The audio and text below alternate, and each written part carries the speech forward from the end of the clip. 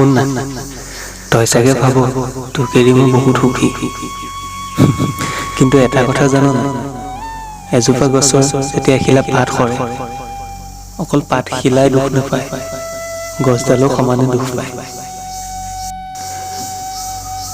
বসন্ত আহিলে গছে নতুন পাত সলায়, জীৱনৰ লগৰী জানো তেনেকৈ সলাই থাকিব পাৰি?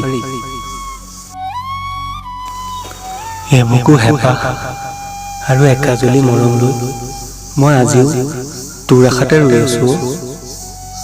তই জানো আহিবি?